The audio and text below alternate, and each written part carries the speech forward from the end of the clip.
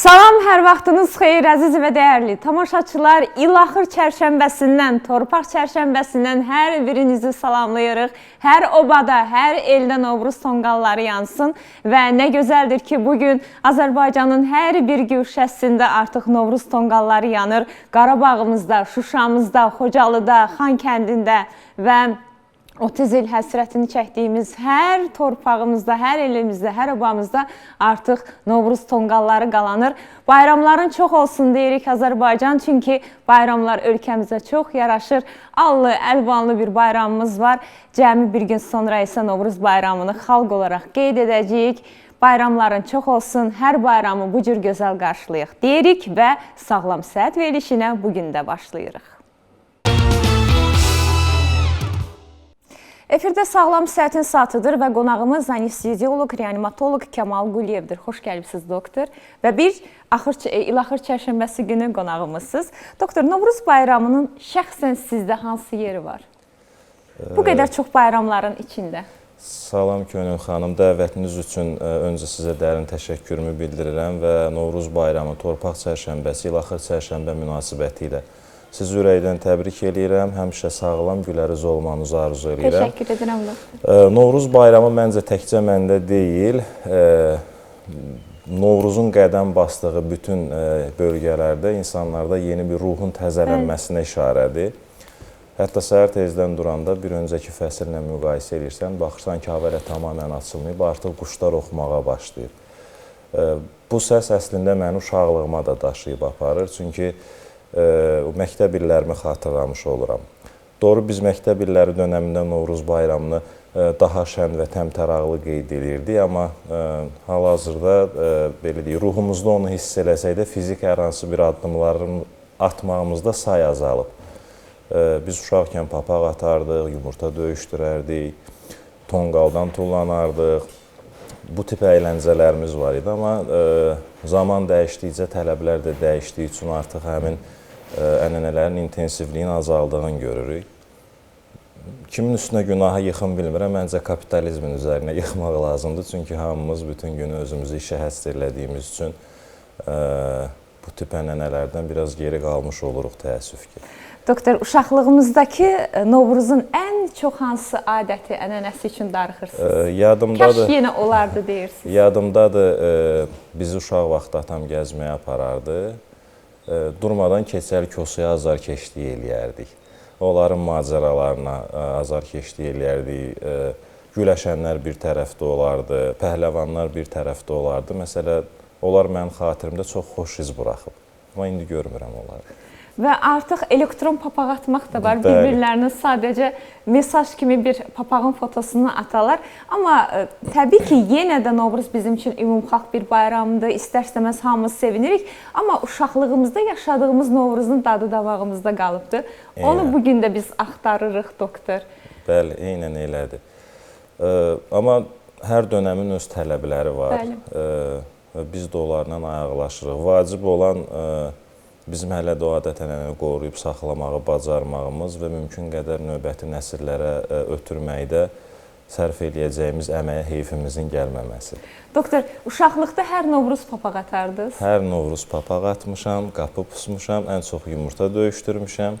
Onun özünün də biclikləri var, yumurtaları necə möhkəm eləmək lazım idi ki... Bilsəydim yumurta döyüşünə hazırlıq görərdim sizinlə, doktor. O döyüşdən qalib çıxmaq üçün. Bir də çox qəribədir, doktor. Təbii ki, hər kəsin evində bir Novruz süfrəsi açılırdı. Amma sanki papağın içinə qoyulan qozun, fındığı, şəkər buranın dadı başqa olurdu. Onu heç kəslə paylaşmaq istəməzdik. O başqaydı bizim üçün. O papağa qoyulan sovqat başqaydı. Elədir, tamamilə razıyam. Yadımda da analarımız bayram öncəsi qonşular toplaşıb, belə masa üzərində böyük bir xəmir yoğurub, qoğal, şəkər var. Uşaqlar da oynayardılar axşama qədər. Bəli, marağımdan dolayı hətta şəkər buraya naxış vurduğum da olub. Nə gözəl. Nə gözəl ki, uşaqlıqda bunları yaşamışıq. Bugün, doktor, biz sizinlə çox maraqlı bir mövzunu müzakirə edəcəyik. Reanimasiya xəstələri haqqında sizinlə danışacağıq. Reanimasiya, anesteziya haqqında söhbətimiz olacaqdır. Doktor, demək olar ki, anestezioloqlar, reanimatoloqlar əməliyyatxananın gizli qəhrəmanlarıdır. Çünki xəstələr adətən cərrahlarını tanıyarlar. Əməliyyat uğurlu keçərsə cərrahlarına təşəkkür edərlər. Bir ömür cərraha minnətdar qalarlar və hər zaman cərrahları yadında qalar. Söhbət 5 ildən, 10 ildən sonra da əməliyyatdan düşəndə deyir, sağ olsun, filan cərrah məni əməliyyat edib. Amma adətən anestezioloqlar, reanimatoloqlar hər zaman gizli qalır. Çox zaman heç xəstələr bu həkimləri tanımırlar. Müəyyən qədər haqsızlıq deyilmi sizcə? Haqsızlıqdır. Haqsızlıqdır, amma bu iş əməliyyatxana, belə deyək, sərhədləri daxilində cərrahla anestezioloq arasında 50-nin 50-yə paylaşılan bir işdir. Çünki anestezi olmasa cərrahi olmaz, cərrahiyyəsiz də anestezi olmaz. Amma biz anestezi geniş məfhumda, anestezinin bir çox növləri var. Lokal anestezidən tutmuş, regional, ümumi anestezi. Bu icra olunacaq işə görə seçilən bir növdür. Amma əməliyyatxana çərçivəsində ən çox istifadə olunan periferik və ümumi anestezi növləridir. Hansı ki, birində tamamən pasiyenti yatırırıq, biz bunu ümumi anesteziya deyirik. Digərində regional və yaxud da spinal, epidural anestezi və yaxud da ortopedik əməliyyatlarda yalnız əli, yalnız hansısa zədə görmüş ətrafı, aşağı ətrafı və s. blok eləməkdən ibarətdir. Amma dediyim kimi, son dönəm əslində bu düşüncə son 10 ildə mən deyərdim ki, dəyişməyə doğru gedir. Artıq pasiyentlər əməliyyat icrası zamanı anestezioloqun kim olacağını artıq araşdırmağa başlayırlar, onun təcrübəsi ilə maraqlanırlar, klinikanın mövcud şəraiti ilə maraqlanırlar. Çünki anestezidə istifadə olunan alətlər, o cümlədən dərmanlar çox fərqli spektrdə dəyişə bilir. Məsələn, bəsit bir misal deyim, hər kəsin ağlında, hələ də mən ona rastlayıram, təəssüf ki, əməliyyatdan sonra pasiyentdə bir qusuntunun olması onu və qohumlarını rahatlatır ki, artıq pasiyent anestezini qaytardı. Normalda belə bir məfhum yoxdur. Biz bu barədə müxtəlif vaxtlarda geniş danışmışıq. Bunu nəyə görə vurğulayıram? Preparat çeşidinin çoxluğundan dolayı. Daha əvvəllər istifadə olunan preparatların yan təsirləri içərisində bu tip post-op dönəmdə qusmanın olması qeyd olunurdu. Onda provokasiya edən bir çox səbəblər var idi. Amma anestezinin ildən ilə irəliləməsi və müasir preparatların meydana çıxması artıq bu tip yan təsirlərin aradan qalxmasına gətirib çıxarıb. Sözsüz ki, bu %100 qusuntusuz olacaq anlamına gəlməz. Çünki hər əməliyyat özü bir stres faktorudur, özü bir travmadır. Və əksər hallarda biz pasiyentlərə, əksər hallarda yox, daimi əməliyyata az gəlməsini tövsiyə edirik. Siz düşünün, bir aclıq var, bir stres faktoru var, mədən turşuluğu normanın qat-qat üstündədir. Sözsüz buna qarşı da profilaktik tədbirlər edirik, amma bunun özü belə əməliyyatdan sonraki dönəmdə, o daha öncə qeyd elədiyim arzu olunmaz yan təsirin meydana çıxmasına gətirib çıxara bilər. Yəni, bunları nədən ötürü vurğulayıram? Artıq dediyim kimi, son dönəmdə əməliyyatxanaları cərrahlarla anestezioloqlar artıq bərabər paylaşmağa başlayıb. Elə bununla bağlı bir sual vermək istirdim. Xəstə cərrahı özü seçir. Amma əvvəllər anestezioloqu seçmirdilər. Yəni, cərrah hansı anestezioloqla işləyirdisə, həmin anestezioloq da bu xəstəyə, belə deyək, narkoz verirdi. Narkoz deyirəm ki, hər kəs başa düşsün. İndi artıq anestezioloqu da xəstələr seçməyə başlayırlar, doktor. Yəni, xəstələrin belə bir fürsəti varmı ki, belə bir imkanı varmı ki, cərrahı seçdiyi kimi həmin xəstəxanada anestezioloqu da özü seçsin? Bəli, elə bir imkanı var. Buna heç bir sərhəd çəkilməyib. Əgər xəstəxananı araşdırarsa, orada anestezioloji şöbəsində çalışan doktorlar araşdırarsa və onların iş fəaliyyətini öyrənərsə, anestezioloqu seçmə kimi bir komfortu var. Bir də doktor, xəstələrin ən böyük, əməliyyat olunacaq xəstələrin ən böyük qorxusu bu olur. Bizə də izləyicilərimiz bunu yazırlar ki, Könül xanım, əməliyyat olunmaq istəyirəm, amma qorxuram, bir də narkozdan ayılmaram. Belə bir qorxu var, doktor. Narkozdan ayılmamaq mümkündürmü? Yaxud hansı hallarda bu baş verə bilər? Baxın, istənilən əməliyyat, istər bu işə siz cərrah tərəfindən baxın, istər anestezioloq tərəfindən baxın, bəlli bir faiz risk daşıyır. Bu, dünyanın hər yerində belədir və dünyanın heç bir yerində qüsursuz tibb deyə bir anlayış yoxdur. Bir xəta payı həmişə varmı, doktor? Xəta payı, belə deyək, həm personala bağlı ola bilər, həm pasiyentə bağlı ola bilər. Çünki hər orqanizm individualdır və özəl yanaşma tələb edir. Və bu tip halların profilaktikası üçün daha öncədən götürülmüş bütün əməliyyat öncəsi paketlər, pasiyentdən toplanmış net anamnez əksər hallarda həll edici olur. Misal, siz pasiyent əməliyyatı alırsınız, heç soruşmamısınız ki, onun yumurtaya allergiyası var ya yox. Məsələn, orada istifadə edəcəyiniz preparat, tutalım, yumurtaya allergiyası olan pasiyentdə hər hansı bir yan təsir verə bilər. Yəni, öncədən bu əməliyyata hazırlaşmaq, tam şəkildə pasiyenti incələmək, baş verəcək bu tip negativ halların qarşısını almağa bizə yardımcı olur. Amma somatik sağlam xəstələrdən söhbət gedirsə, yəni bura aid məsələ estetik əməliyyatlar, hər hansı bir kəskin formalaşan, deyim ki, apenditsit və yaxud da qasıq yırtığı, bu qəbildən olan əməliyyatlarda pasiyentlər adətən sağlam olurlar, yaş da az olarsa. Cavan pasiyentlərin bu tip problemlə qarşı-qarşıya durma ehtimalı ola biləcək kiçikdir. Məsələ, bu yaxınlarda bir ağırlaşma oldu bütün bizim mediada onu işıqlandırdı. Dünya statistikasına baxsaq, adi məsələ, burun əməliyyatından sonra 1000 pasiyentdən ikisində ağırlaşma ehtimalı var. Bunu ədəbiyyatda yazır. Bəli, statistik rəqəmlər var. Yəni, bir həkim, bir anestezioloq mümkün bütün eforunu sərf eləsə belə, bəlli bir aralıqdan sonra həmin o kənara çıxmalarla rastlaşma ehtimalı varmı deyə sual versəz, təbii ki, var. Və ən çox əməliyyat edən elə həkimlərin əlində baş verir. Çünki o qeyd etdiyiniz statistika var. Eynən, say çox olduğu üçün. Ən çox ağır xəstələrlə işləyən cərrahlarda baş verir. Bəzən belə bir yanlış təsəvvür var ki, yaxşı cərrah olsaydı xəstəsi ölməzdi. Amma əslində heç də elə deyil. Ən ağır xəstələrlə işləyən cərrahlarda ölüm halları da təbii olaraq daha çox olur. Bəli. Yəni, təəssüf olmasa daha yaxşı olardı. Bəli. Amma yenə də say çoxdursa, avtomatik olaraq həmin ağırlaşmaya daha sürətlə yaxınlaşırsan deməkdir. Əməliyyatı az olan cərrahın da cərrahi vərdişlərini qoruyub saxlaması, o da özü bir ayrı bir məsələdir. Bir də doktor, bəzi sənədli filmlər baxırıq, insanlar danışırlar, müsahibə verirlər ki, mən narkoz müddətində o dünyaya getdim, nənəm, babamı gördüm, qayıtdım.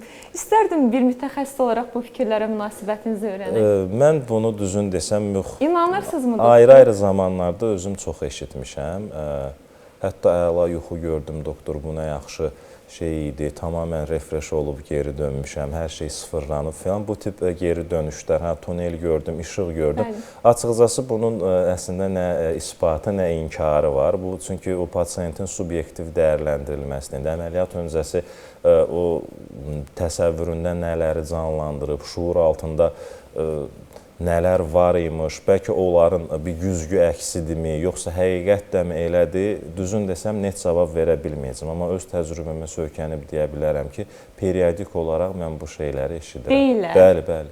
Çox maraqlıdır doktor. Bir də bəzi əməliyyatlardan sonra xəstələrdə güclü titrəmə baş verir. Bu nə ilə bağlı olur doktor? Əslində istənilən anesteziya, siz düşünün, tamamən yatmışsınız, anesteziyanı bir kənara qoyuram, axşam da yatmağa gedirik. Siz daha belə deyə, yeni uzansanız üstünüzü örtmədən, hər şey normaldır, heç üşümürsünüz, titrəməniz yoxdur. Amma bir saat ərzində artıq görəcəksiniz ki, yavaş-yavaş soyuq olmağa başlayır, məcbur üstünüzü bir şeylə örtürsünüz. Niyə? Çünki hərəkətsiz qaldığınız müddətcə maddələr mübadiləsinin sürəti ləngimiş olur. Ləngimiş olduğuna görə bədən temperaturu yavaş-yavaş enməyə başlayır. Siz düşünün, əməliyyat zamanı həm hərəkətsizsiniz və həm dərin yuxuda və ağrısız vəziyyətdə uzanmısınız. Burada bədən temperaturunun düşməsi bir mənalıdır və gözlənilən bir şeydir. Amma asılıdır bu, belə deyək, əməliyyatın davam etmə sürəsindən. 1 saatlıq, 2 saatlıq əməliyyatlarda, hətta 3 saatlıq əməliyyatlarda belə pasiyentlər əməliyyatdan sonraki dönəmdə ciddi titrəmə hiss eləməz. Amma məsələ, elə əməliyyatlar var ki, orada titrəmənin səbəbi sadaladığım yalnız bu metabolizmin sürətinin aşağı düşməsi deyil. Deyək ki, bir estetik əməliyyat, liposaksiya əməliyyatı eləyirik. Dərinin funksiyalarından biri bədən temperaturunu qorumaqdır. Dəri altından tamamən piy toxumasını çəkdiyiniz zaman siz həmin o bariyeri dağıtdığınız üçün dəri artıq istiliyi əvvəlki kimi saxlaya bilmir və bədən əmələ gələn temperatur durmadan ətraf mühitə yayılır. O pasiyentləri digərləri ilə müqayisə eləmək olmaz. Onlarda səbəb əməliyyata bağlıdır, belə deyək, patolojidir. O da toparlayırmı? Toparlayır. Sadəcə Digər əməliyyatlarda pasiyent 1 saata tam şəkildə özünə gəlirsə, o tip məsələ liposaksiya əməliyyatlarında pasiyentin toparlaması 3-4 saata qədər çəkə bilər. Bunun üçün də əslində profilaktik olaraq tibbdə su banyoları deyirlər, isidicilərin üzərində pasiyentlər əməliyyat olunmalıdır. Yəni xüsusi matraslardır. Əməliyyat öncəsindən pasiyentin əməliyyatdan sonraki dönəm temperaturun düşəcəyini bilərəkdən onun üzərində əməliyyat edirik və yaxud da hava banyolarıdır, xüsusi matraslardır. İçərisinə isti hava vurulur ki, bədən temperaturunu normalda saxlaya bilək.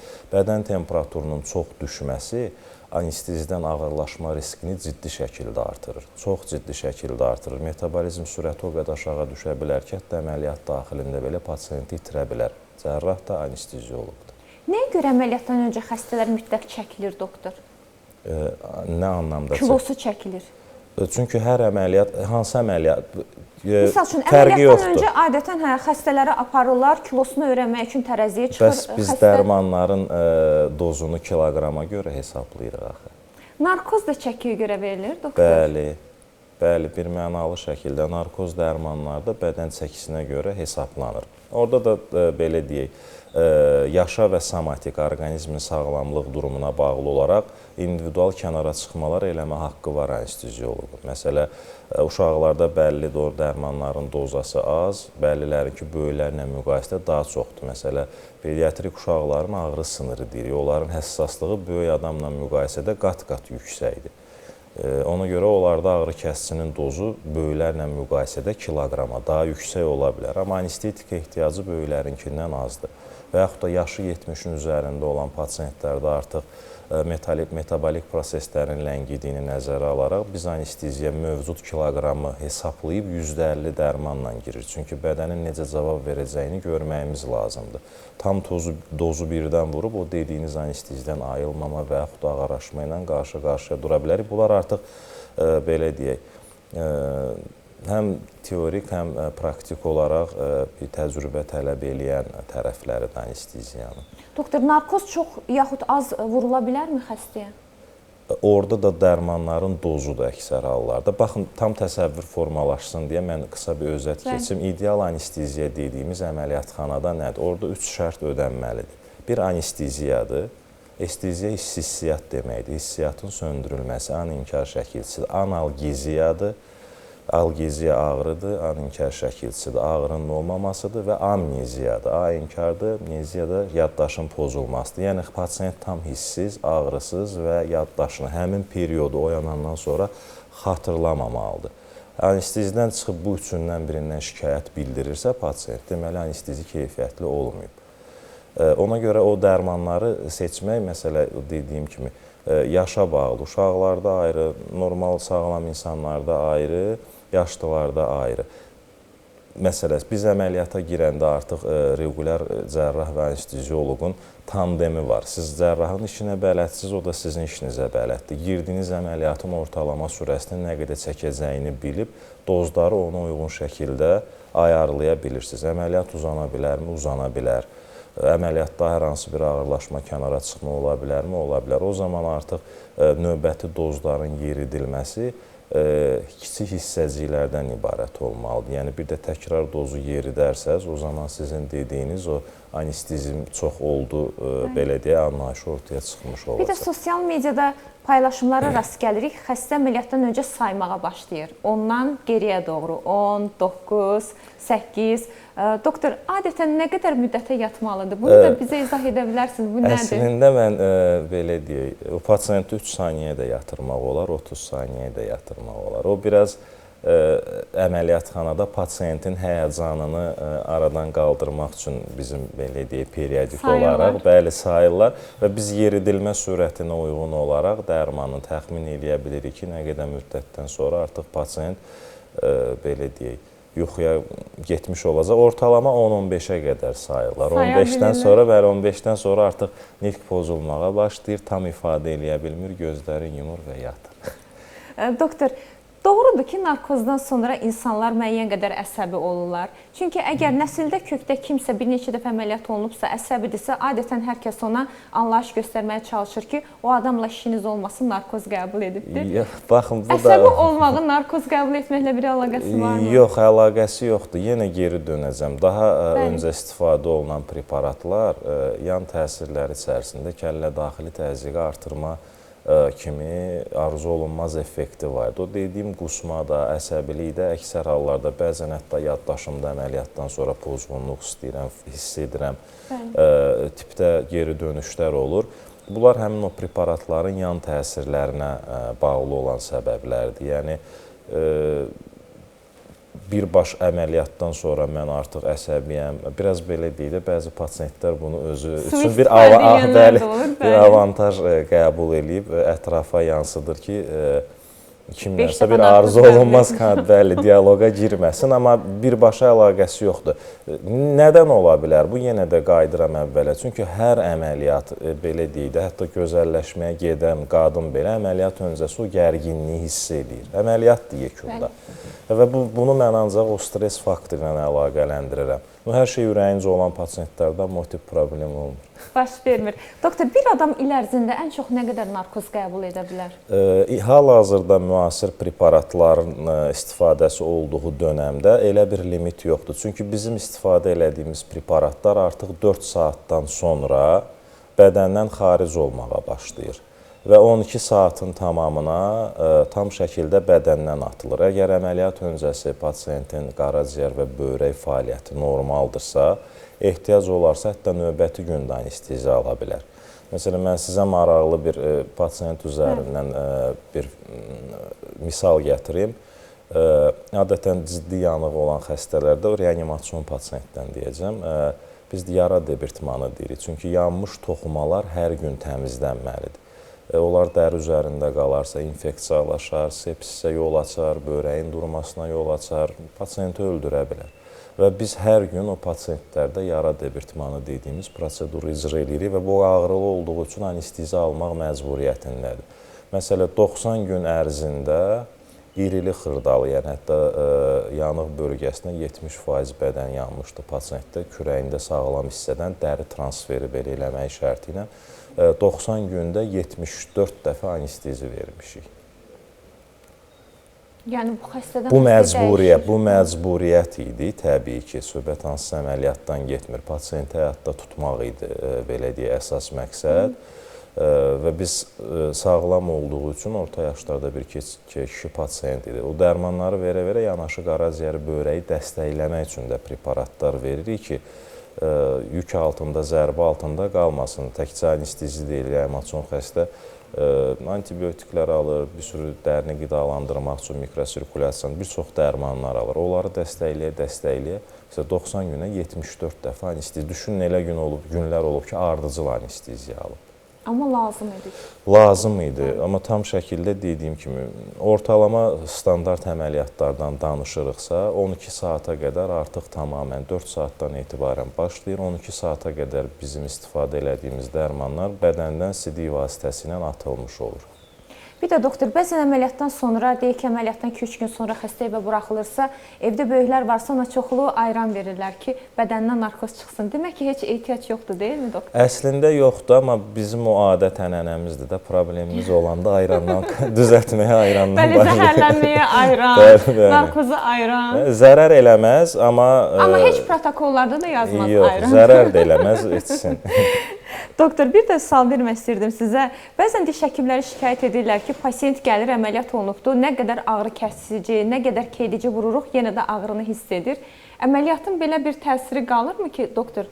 Bir xəstə narkozdan çıxır, diş həkiminə gedir, diş həkimini şikayət edir ki, keydici vururam, təsir etmir bu xəstəyə. Yox, heç düşünmürəm. Bu, o pasiyentlərdə ola bilər ki, onlar hər hansı bir zərərli vərdişlərin aludəçisidir. Məsələn, uzun müddət alkoqol, spirtli içki qəbul edən pasiyentlər eyni kateqoriya, eyni əməliyyat, eyni kiloqram pasiyentlə müqayisədə daha çox anestetik dozu tələb eləyir. Çünki Bu bədəndə narkotika istifadəçilərinə daha çox aiddir yəqin ki, doktor. orada qat-qat, mən hələ alkoqolu dedim, orada qat-qat yüksəkdir. Sözsüz biz onu öngörə bilmirik. Əvvəl standart kiloqrama görə dərmanın dozunu yeridirik, baxırıq ki, pasiyent tam şəkildə yatmayıb.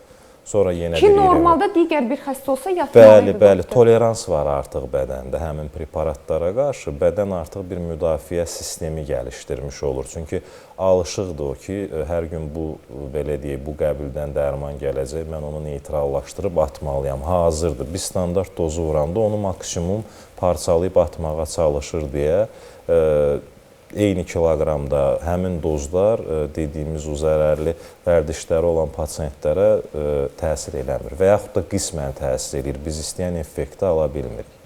Bir də doktor, bəzən bizə izləyicilərimiz yazırlar ki, xüsusən də qeysəriyyə əməliyyatı olmuş xanım izləyicilərimiz yazırlar ki, mənə belimdən narkoz vermişdilər, o əməliyyatdan sonra belimdə hələ də illərlə ağrı var. Bel ağrısına səbəb ola bilərmi doktor? Baxın Könül xanım, mən bu barədə bir dəfələrlə danışmışam, amma fərqi hiss edirəm düzü. İldən ilə belə deyək də anaların daha maarifli olduğunu görürəm. Çünki çox ciddi bir say mən keysəriyyə əməliyyatında iştirak eləmişəm. Hər dəfə soruşmuşam, maarifləndirmə yönündən izah eləmişəm və belə deyək, birindən digərinə. Yəni keysəriyyə əməliyyatına gedən qadın spinal anesteziyanın və yaxud da epidural anesteziyanın nə olduğunu bilməsi üçün 7-10 dəqiqə vaxt sərf eləyib, istər YouTube-dan, istər hər hansı bir məqalədən tam anlaya bilər. Ola bilərmi keysəriyyə əməliyyatından sonra bel ağrısı olsun? Ola bilər. Amma bunun birbaşa spinal anesteziya ilə əlaqəsi varmı deyə sual versəz, birbaşa deyil. Amma tətikləyici faktor ola bilər. Nəyə görə? Deməli, 9 ay boyunca hamiləlik zamanı dölün inkişafı ilə əlaqədar olaraq qadının onurğası zaten ciddi şəkildə yük altındadır. Tam şəkildə qarın önə doğru gəldikcə onurğa içəriyə doğru basılmış olur və bu proses 9 ay boyunca formalaşdığı üçün bədən kompensə eləyə bilir. Və təsəvvür eləyin doğuşdan və yaxud da keserdən sonra dölü götürən kimi, yəni bu şəkildə aypara şəklində olan onurğa qısa bir sürədə özünü əvvəlki vəziyyətə qaytarmağa çalışır. Bu normaldır. Və 9 aya aldığı formanı bir günə geri döndərməyə çalışırsa, onurğaya düşən təzyiq əslində 9 ay boyu düşən təzyiqdən daha çoxdur. Yəni, bunu spinalla əlaqələndirirlər. Sadəcə bir özünüz də statistika aparıb təbii doğuşdan sonra qadınlarda bel ağrısı olurmu ya olmurmu deyə araşdırsanız, görəcəksiniz ki, onların da eyni şikayətləri var. Amma spinal o problemi provokasiya eləyə bilərmi? Eləyə bilər. Çünki icrasının, belə deyək, onlar icrasında hər hansı bir kənara çıxma olar. Çünki oradan bəlli bir bağ toxumasını keçir. Bağların arasına yeridilmiş inyeksiyanın özü tamamən ora vaskulizə olunmayan bölgədir. Balaca bir anestetik qalarsa, onun geri soğurması bir 6 ay çəkir. Damarlanma zəif olduğuna görə həmin periodda lokal olaraq ağrı yeri göstərə bilir. Belim deyil, düz iynənin yerini göstərir ki, bax doktor, düz məxsusi bura ağrıyır və haqlıdır orada pasiyent. Gəldiyinizə görə təşəkkür edirəm, doktor. Bu qədər əhatəli və gözəl izaha görə çox sağ olun. Mən təşəkkür edirəm. Əziz tamaşaçılar, bizim qonağımız doktor Kamal Quliyev idi. Efirimiz isə davam edir.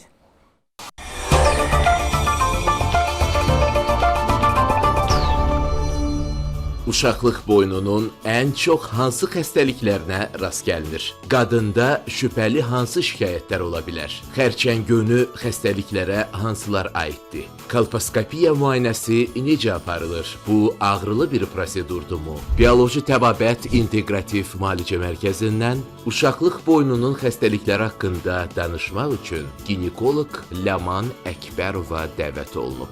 Ətraflı sağlam səhhətdə.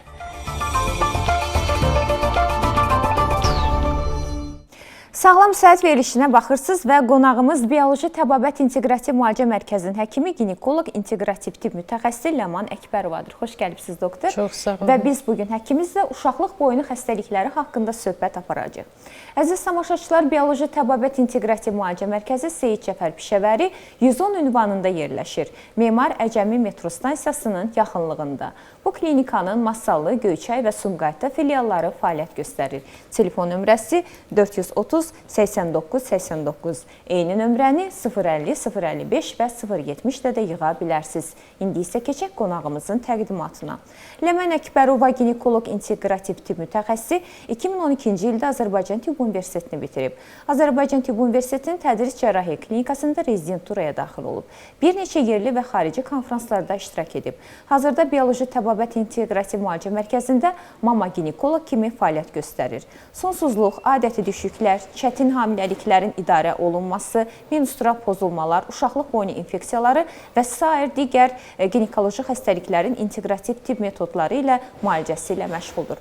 Təkrar xoş gəlibsiniz, doktor. Doktor, uşaqlıq boynunun ən çox rast gəlinən xəstəlikləri hansılardır? İlk öncə mən hər kəsi salamlamaq istəyirəm və hər kəsin bayramını təbrik etmək istəyirəm. Və bugün biz yığışmışıq, yəni maariflənmək üçün və bu xəstəliklərdən uzaq olmaq üçün. Ən çox biz praktikamızda rast gəlirik ektopiya, ektropion kimi hallara və yaxud yalançı eroziyalara, həqiqi eroziyalara, leykoplakiyalara, şiş önü xəstəliklərə və yaxud displaziyalara və nadir hallarda şiş xəstəliyinə. Nə üçün ektopiya və ektropion yalançı eroziyaları adlandırılır? Çünki əslində burada bir xəstəlik yoxdur. Pasiyent həkimə müraciət etdiyi zamanı güzgülərlə baxış aparılır və uşaqlıq boynunda hər hansısa bir qızartı aşkarlana bilər və bu zaman həkim xəstəyə deyə bilər ki, sənin uşaqlıq boynunda eroziya var. Bu xəstəni qorxuda bilər. Bu biraz yanlış məlumatdır. Çünki adi gözlə baxış zamanı əslində o qızartının nə olduğunu həkim bilə bilməz. Və dediyim kimi ektopiya, ektropion xəstəlik sayılmadığı üçün də xəstə qorxmamalıdır. O halda ki, bura papilloma virus qoşulmayıbdır və həmin ektopiyanın, ektropiyanın üzərində artıq hər hansısa bir şiş önü və şiş xəstəlikləri törətməyibdir. Yəni, fəsadlaşmamış ektopiya, ektropion xəstəlik sayılmır. Nə üçün bu qızartı görüntüsü yaranır? Əslində, uşaqlıq boynu solğun çəhrayı bir epiteli ilə örtülübdür. Lakin servikal kanalda qırmızı epiteli, silindrik epiteli yerləşir və bəzi yaş dövrlərində və bəzi hormonal yaş dövrlərində, yəni gənc xanımlarda və yaxud hər hansısa bir hormonal dəyişikliklərdə, məsələn, hamiləlik vaxtı və yaxud hiperestrogeniya zamanı bu qırmızı silindrik epiteli daha çox xaricdə yerləşir, yəni ektoserviks üzərində yerləşir və qızartı görüntüsünü yaradır. Əslində dediyim kimi bu bir xəstəlik deyil. Və burada bir müalicəyə ehtiyac yoxdur. O halda ki, dediyim kimi bu ektopiya, ektropion fəsadlaşmayıbsa və xanıma artıq bir ifrazat narahat etmirsə. Çünki silindrik epiteli xaricdə yerləşdikdə o həddindən artıq serik ifraz edir və xanıma artıq ifrazat, yəni şəffaf ifrazat narahat edə bilər. Həqiqi eroziyalar isə artıq eroziya yara deməkdir. Yəni, burada hər hansısa bir iltihab, infeksion, hər hansısa bir fiziki və yaxud kimyəvi amilin təsiri nəticəsində yara yaranıbdır və bu artıq bu xəstəlikdir, bunu müalicə etmək lazımdır. İlk öncə bu amilləri aradan qaldırmaq lazımdır. Və keçək leykoplakiyalara. Leykoplakiya ağ ləkə deməkdir. Əslində, uşaqlıq boynunun silikli qişası buynuzlaşmır, lakin hər hansısa bir amillərin nəticəsində burada buynuzlaşma prosesi gedə bilər və ağ ləkə əmələ gəlir. Ağ ləkə əslində onun altında nəyin yatdığını, nəyin gizləndiyini biz adi baxışla bilə bilmərik. Bu zaman yenə dərin bir araşdırılma aparılmalıdır, yəni biopsiya aparılmalıdır. Və şiş önü xəstəliklər, displaziyalar, yəni onlar haqqında mən ətraflı danışacağam. Yəni, praktikamızda rast gəlinən xəstəliklər bunlardır. Şiş önü xəstəlikləri də yağın xanımların artıq bir çoxu eşitmiş olar. CIN 1, CIN 2, CIN 3 xəstəlikləri aiddir. Doktor, bəs xanımlarda hansı şübhəli şikayətlər ola bilər? Əslində, uşaqlıq boynunun xəstəliklərinə çox da belə spesifik aid olunan simptomlar yoxdur. Yəni, burada, məsələn, tam gizli bir proses gedə bilər ki, illər sonra artıq xanımda xərçəng və qanaxmalarla özünü biruzə verə bilər. Əsas bizdə şübhə yaradan simptom kontakt qanaxmalardır, dediyim kimi. Yəni, cinsi əlaqədən sonra qanlı ifrazatın gəlməyi bu artıq ciddi bir simptomdur və mütləq şəkildə xanım həkimə müraciət etməlidir. Bəs xərçəng önü xəstəliklər nələrdir, doktor? Xərçəng önü xəstəliklər CIN1, CIN2, CIN3 displaziyalar. Bunlar nəyə görə, yəni biz bu xəstəlikləri 3 sinifə bölürük? Hüceyrələrdə baş vermiş dəyişikliklərin epitelinin hansı qatında yerləşdiyindən asılı olaraq, məsələn, 1/3 hissəsini əhatə edirsə dəyişilmiş hüceyrələr, bu CIN1 hesab olunur.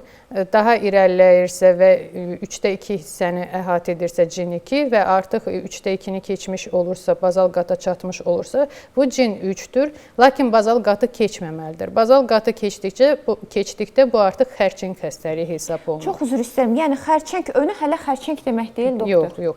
Yəni əvvəllər fon xəstəlikləri qeyd edirdilər, artıq bu yığışdırılıbdır. Xərçəng önü xəstəliklər və xərçəng. Yəni təsnifat belədir. İstər xərçəng önü, istərsə də xərçəng xəstəliyinin əsas yaranma səbəbləri nələrdir, doktor? Xərçəng önü xəstəliklərin yəni yaranma səbəbləri infeksion amillər ola bilər, iltihab prosesi ola bilər. Lakin xərçəng önü xəstəliyin və xərçəngin ən başlıca yaranma səbəbi bugünkü günümüzdə araşdırmalar nəticəsində məlumdur ki, papilloma virusdur. Bu virus cinsi yolla yoluxa bilər və yaxud dərinin dəriyə kontaktı zamanı istisna olunmur ki, bəzi tibbi və yaxud kosmetik proseduralar zamanı da keçə bilər bu virus bədənə və artıq bədənə keçdikdə o, yəni insan onun daşıyıcısı ola bilər və yaxud onun bədənində ömürlük qala bilər. Daşıyıcı olduğu zamanı 2 il ərzində 90% hallarda bu virus bədəndən təmizlənə bilər. Bu nədən asılı olacaq? İlk öncə insanın immunitetindən. Biz bilirik ki, immuniteti təsir edən bir neçə amillər vardır. İlk öncə stres, insanın qidalanması, hər hansı bir nutriyentin, mikroelementin çatışmamazlığı və öncədən hər hansısa bir infeksion və yaxud da başqa bir xəstəliklərin bədəndə olması immuniteti zəiflədə bilər.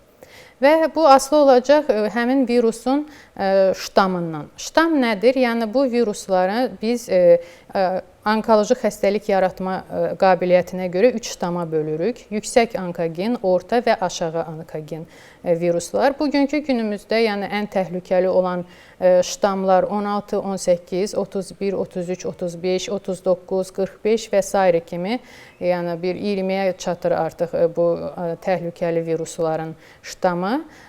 Orta onkogen, yəni hələ bəlli deyil, bunlar şiş törədə bilərlər yoxsa yox və aşağı onkogen növləri ki, bunlar adətən xanımlarda və bəylərdə kandilomalar, yəni ziyillər yarada bilərlər, yastı və yəni iti uclu ziyillər. Bəs bu xəstəlikləri zamanında aşkar etmək üçün hansı müayinələrdən keçmək lazımdır? İlk öncə, yəni biz skrininq müayinələrdən keçməliyik. Dediyim kimi, şiş önü xəstəliklərin, şişin hər hansısa bir spesifik simptomu olmadığı üçün mütəmadi şəkildə skrininqlərdən keçmək lazımdır. Şikayət oldu, olmadı. Məsələn, 3 ildə bir dəfə pap yaxma testi verilməlidir. 5 ildə bir dəfə HPV virusundan analiz vermək yəni olar və xanımın, yəni bu nə vaxtdan başlanılmalıdır? Xanım cinsi əlaqəyə girən yaşdan artıq dediyim kimi 3 ildən bir pap yaxma və 5 ildən bir HPV virusunun PCR analizindən keçə bilər və artıq hər hansısa bir dəyişikliklər aşkarlandıqda daha dərin müayinələrə ehtiyac olacaq. Məsələn, pap yaxma zamanı, yəni biz götürdüyümüzdə nəticə, burada da pap yaxma sitoloji bir analizdir. O bizə ilkin məlumatlar verəcək. Lakin şiş önü və şiş xəstəliyinin tam diaqnozunu biz yalnız histoloji müayinədə alacağıq, yəni biopsiya zamanı. Məsələn, xanım keçdi pap yaxmadan və nəticələr, yəni orada beta-hist təsnifatına görə bir neçə nəticə gələ bilər. Bu zaman, yəni həkim nəticə, indi orada bir çox abreviatura var, lakin mən əsas vurğulamaq istərdim ASKUS-u. Yəni çünki bilirsiniz, ASKUS səbəbi, yəni mahiyyəti bilinməyən atipik skvamoz hüceyrələrdir. Elə bil ki, nə oyanlıqdır, nə buyanlıq, yəni biraz çaşdırır xəstələri və yəni sual verirlər ki, nə deməkdir? Atipik hüceyrə var, amma mahiyyəti bilinmir. Yəni və bu zaman artıq həkim xəstəyə HPV virusundan PCR analizini keçməyini tövsiyə edir. Cavaba əsasən, yəni xanımda HPV virusu varsa, artıq kolposkopiya müayinəsindən keçmək məsləhət görülür. Yəni bu ədəbiyyatda yazılır. Bəzi başqa ədəbiyyatlarda isə askus artıq aşkar olunan kimi birbaşa kolposkopiya müayinəsi tələb olunur ki, həmin kolposkopiya müayinəsi zamanı uşaqlıq boynunda hər hansısa bir dəyişikliklər aşkar olunarsa, artıq biopsiyaya götürülmək və histoloji müayinəyə göndərmək mütləqdir. Bəs ultrasəs müayinəsinin hansı rolu var, doktor? Ultrasəs müayinəsinin uşaqlıq boynunun, yəni şiş önü və şiş xəstəliklərinin diaqnostikasında yəni əhəmiyyəti yoxdur. Bəzi xanımlar birbaşa gedirlər ultrasəs müayinəsindən keçirlər, ginekoloqa müraciət etmirlər ki, artıq ultrasəs müayinəsi hər şeyi görür. Bu yanlış düşüncədir. Ultrasəs müayinəsi epiteliyi görə bilməz, onun strukturunu görə bilməz. Bunu yalnız ginekoloq güzgülərlə baxış zamanı və dediyim o testlərdən xanım keçdiyi zamanı aşkar edə bilər. Kolposkopiya müayinəsi haqqında da məlumat verərdiniz, doktor. Bu müayinə nədən ibarətdir? Ağrılı olurmu? Kolposkopiya müayinəsi tam ağrısız bir müayinə metodudur. Yəni burada kolposkopumuzu da görürük. Bəli, hazırda da görürük. Bəli. Yəni uzaqdan elə bu məsafədən uşaqlıq boynuna baxılır. Heç bir uşaqlıq yoluna heç bir müdaxilə olunmur. Mikroskopla analoji bir yəni mənası var sözün. Yəni uşaqlıq boynu vizual olaraq böyüdülür və daha dərindən araşdırılır həmin epiteli və bu zaman hətta sınaqlar da Xüsusi günlər varmı, doktor? Əsas, yəni bilirsiniz, xanımın xəstəliyindən asılıdır. Bəzən yəni biz onu sikl ərzində bir neçə dəfə çağıra bilərik. Məsələn, endometrioza şübhəmiz varsa, biz xanımı bir dəfə müayinə edəcəyik, lakin endometrioz ocaqlarını aşkar etmək üçün biz artıq onu ikinci dəfədə sırf menstrual sikla yaxın periodda dəvət edə bilərik ki, o ocaqları daha aşkar görək. Yəni burada individual yanaşma olacaq və bu müayinə zamanı biz sınaqlar da aparırıq. Sirkə turşusu ilə. Ekrana baxaq, doktor. Bəli. Sirkə turşusu ilə sınaqlar da aparırıq və yod probamız da olur. Burada da kolposkopik görüntü, yəni aşkarladığımız hər hansısa bir əlamətlər daha hafif və daha ciddi ola bilərlər. Yəni hafif əlamətlər yaranır hər hansısa bir iltihab nəticəsində və yaxud da ki, cin bir zamanı, yenə də papilloma virusu onu yarada bilər. Nazik şəbəkə, nazik punktuasiya, nazik açıqda ağ epitelin yaranması yəni mümkündür. Lakin daha dərin proseslər baş verir. Biz aşkarladıqda yoğun, yəni qalın punktuasiyanı, şəbəkəni, açıqda ağ epitelini və anamal, yəni anamal damarlanmanı. Yəni bu zaman artıq mütləq şəkildə oradan biopsiya götürülür və histoloji müayinəyə göndərilir. Mütləq şəkildə biopsiya kolposkopun nəzarəti altında olmalıdır. Yəni bəzən kolposkop olmaya bilər, həkim yod probasını aparıb oradan biopsiya götürə bilər. Bu dəqiq bir yəni cavab verməyəcək. Çünki sağlam toxumadan da götürə bilərlər. Bəli, bəli. Yəni həmin yeri biz dəqiq kolposkopun altında görməliyik, oradan biopsiyanı götürməliyik. Doktor, bəs pap yaxmanın adi vaginal yaxmadan hansı fərqi var? Pap yaxma, bəli, bu sualı da çox vaxt pasiyentlər verirlər. Pap yaxmanın fərqi ondadır ki, burada sırf uşaqlıq boynunun epitelial hüceyrələri müayinə olunur. Yəni sırf onkoloji skrininq gedir. Adi vaginal yaxma isə mikrobioloji bir diaqnostikadır. Yəni fərq bundadır. Bəs hansı müalicə üsulları var? Bu artıq xəstəlikdən asılı olacaq, xanımın yaşından asılı olacaq, onun mamalıq anamnezindən asılı olacaq. və indi mən yəni ətraflı danışacağam. Ektopiya, ektropion mən vurğuladığım kimi fəsadlaşmayıbsa, papilloma virus burada yoxdursa, müalicəyə ehtiyac yoxdur. O halda ki, xanımı artıq ifrazat narahat etmir. Artıq ifrazat narahat edirsə, bəli, bu aradan qaldırıla bilər. Müalicə üsulları da onu da vurğulamaq istərdim. Konservativ, yəni konservativ və cərrahi olur. Konservativ əslində müalicə üsullarının burada effekti azdır. Və illərlə tanıyıram ki, xanımlar illərlə eroziyadan hər hansısa bir şamlar, tamponlar falan istifadə edirlər və baxırlar ki, bu eroziya müalicə olunmur.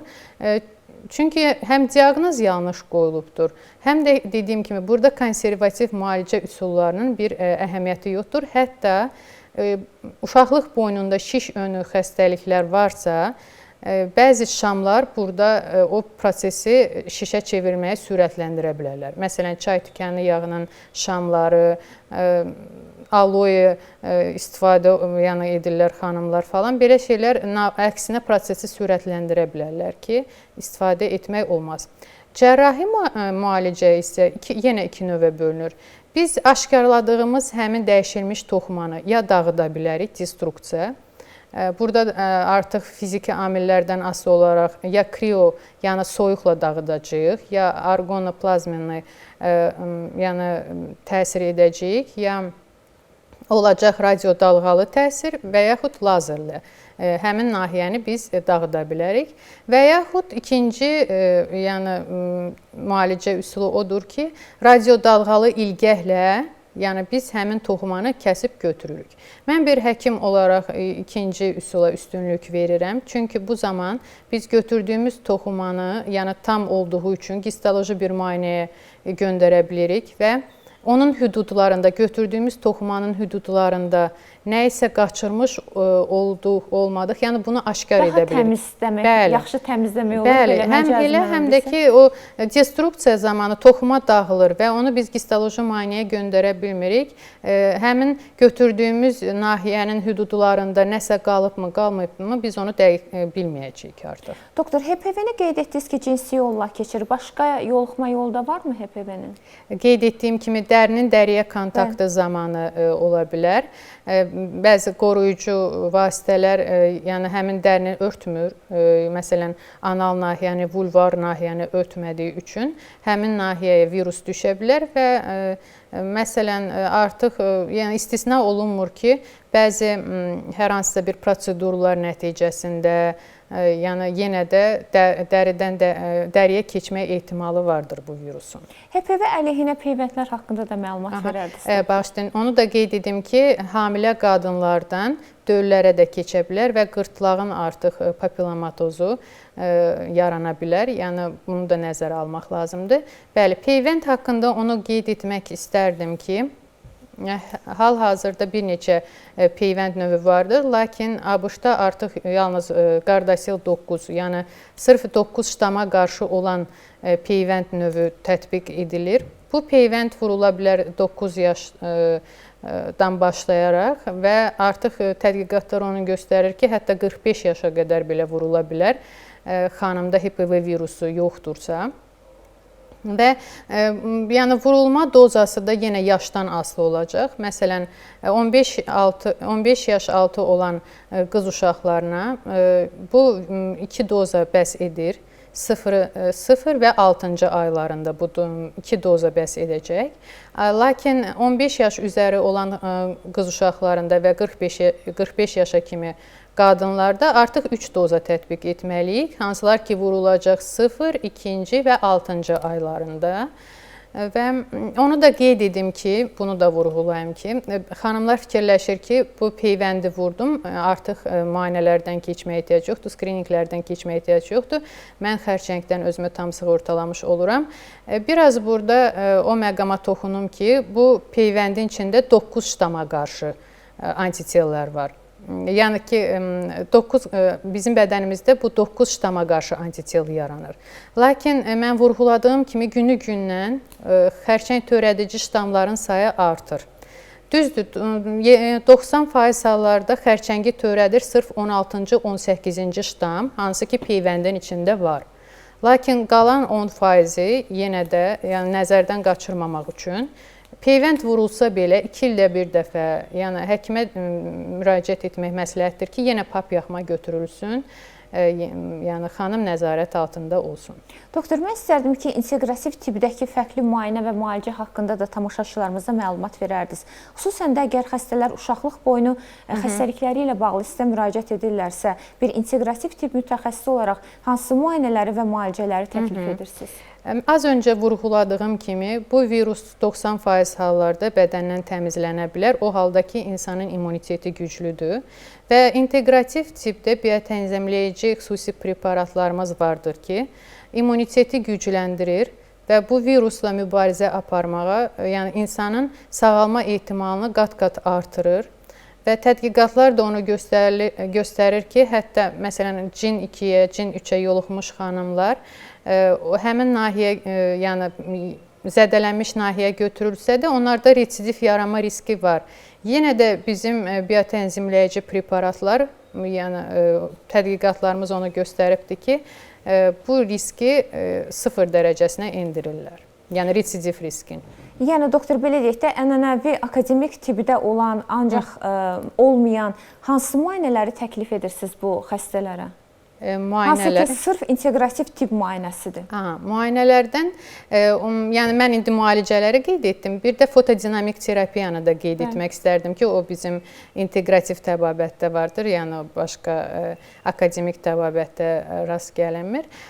Fotodinamik terapiya zamanı biz artıq yəni xüsusi bir məhlul yerdiririk, yəni xəstəyə vena daxili və o məhlul gedib sırf zədələnmiş hüceyrələrdə toplanır, uşaqlıq boyunun zədələnmiş hüceyrələrində. Sonra biz həmin nahiyəni şüalandıraraq, sırf o yəni məhlul orada toplandığı üçün zədələnmiş hüceyrələr məhv olur. Bu da çox gözəl bir müalicə metodudur, yəni sırf bizim klinikamızda vardır. Və müayinə metodlarından onu da qeyd etmək istərdim ki, bioloji təbabət klinikasında maiyeli pap yaxma vardır. Bu da çox yəni fərqli bir pap yaxma. Fərqi nədən ibarətdir? Fərqi ondadır ki, adi pap yaxma 60-70% hallarda bizə dəqiq cavab verirsə, maiyeli pap yaxmada hüceyrələr qorunmuş olduğu üçün, yəni bir xüsusi məhlulda, burada artıq cavabın dəqiqliyi 90% üzərindədir. Və yəni pap yaxma tam adi pap yaxma tam dəqiq bir müayinə metodu deyil. Yəni burada nəyisə qaçırmış ola bilərik, lakin maiyeli pap yaxmada yəni nəyisə qaçırmaq çox az hallarda mümkündür. Bəs detoks olsun, istər qaranlıq sahə mikroskopiyası olsun, bu xəstələrdə də bunları tətbiq edirsinizmi, doktor? Ehtiyac olduğu halda əlbəttə ki, tətbiq edirik. Bizdə bir çox yəni müayinə və müalicə üsulları vardır. Biz individual yanaşırıq. Xəstəyə hansılar lazımdırsa, sırf onları seçim edirik. Yəni çünki müayinə və müalicə üsullarımız çox olduğu üçün hər birini bir xəstənin üzərində tətbiq edə bilmərik. Biz artıq seçim edirik. Bu xəstəyə sırf nə lazımdırsa onu edirik. Mən rejissorumuzdan xahiş edərdim ki, inteqrativ tib cədvəlini ekrana gətirsin. Misal üçün, inteqrativ tib cədvəlində müxtəlif müalicə üsulları var. Bir ginekoloq olaraq o müalicə üsullarının hansılarını istifadə edirsiniz, doktor?